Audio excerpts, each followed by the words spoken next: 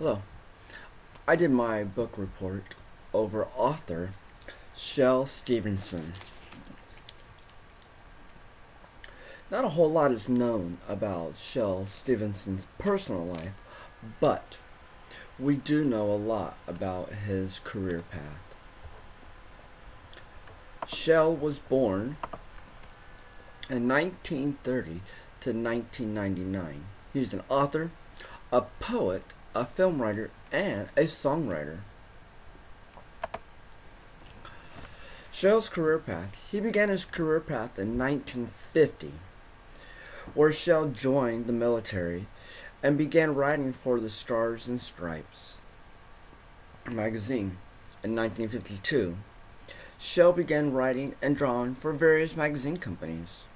Later, he was encouraged by Ursula Nordstrom, editor of Harper and Brothers, to write children's books.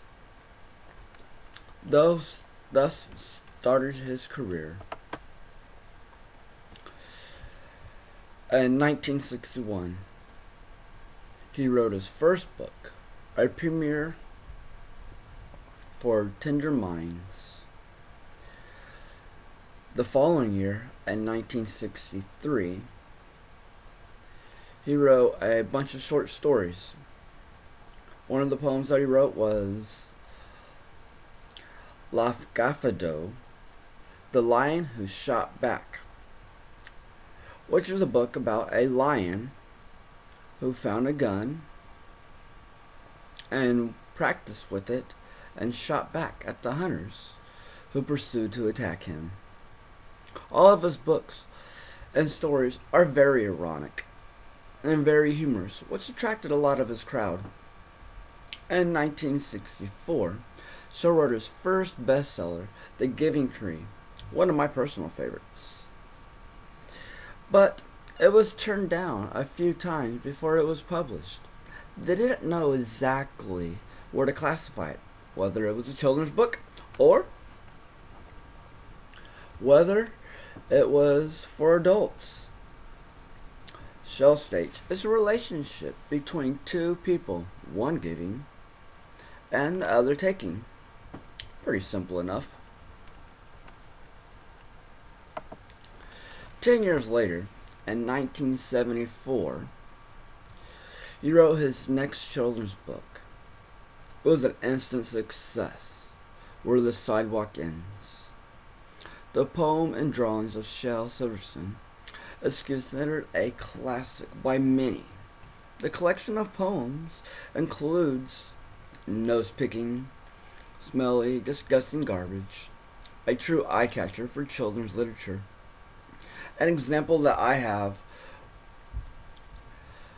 to all of this was The Ridiculous Rose, from the book Where the Sidewalk Ends. It goes on to say, her mama says, don't eat with your fingers. Okay, said Ridiculous Nose. So, she ate with her toes. That kind of stuff attracts a young reader, and it attracted me when I was a kid.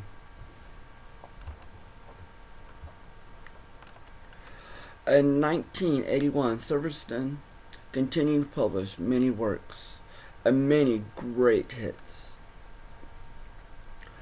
One work that Silverstein published was A Light in the Attic, another hit among readers. And it was a New York's bestseller 3 years in a row. Silverstein has done it again. But what did all the critics have to say about Silverstein?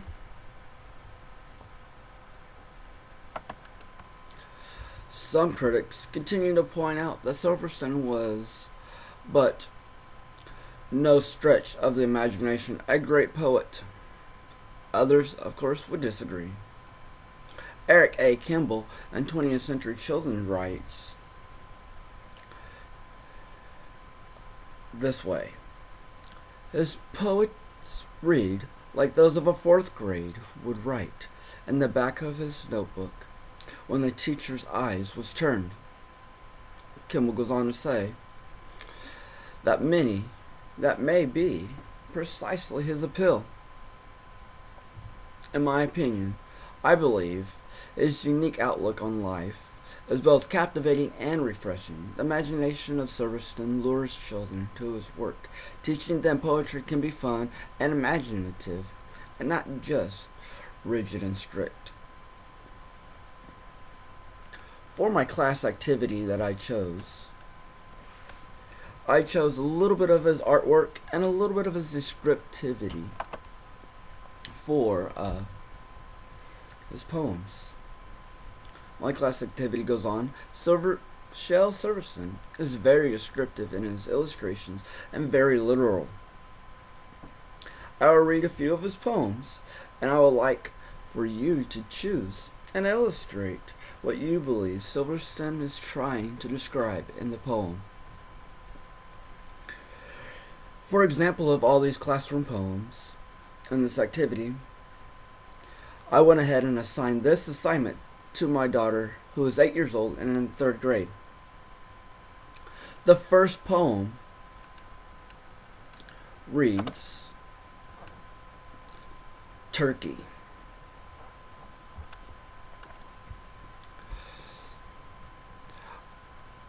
I ate my drumstick at the picnic during excuse me. I'm sorry about that. The poem goes on to read, I ate only one drumstick at the picnic dance this summer. Just one little drumstick. They say I couldn't be dumber.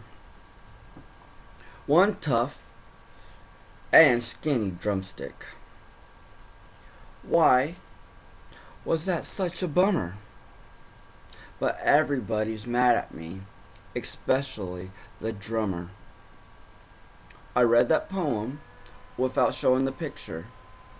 Then I had my daughter Lucy draw a picture of what she thinks the author is trying to illustrate. From there we did 2 more poems. The other poem that we did was Stupid Pencil Maker. Stupid Pencil Maker goes on. Some dummy built a pencil wrong. The eraser is down where the point belongs, and the point's at the top. So it's no good to me. It's amazing how stupid some people can be. So I read her the poem, and she drew it. Her picture depicts a person holding a pencil with a sad face, believing that it is made all wrong. The next one that I chose was the Keep Out House. The Keep Out House reads like this. At last, I finished my Keep Out House, a house that meant for privacy, a house that meant for peacefulness, a house just meant for only me.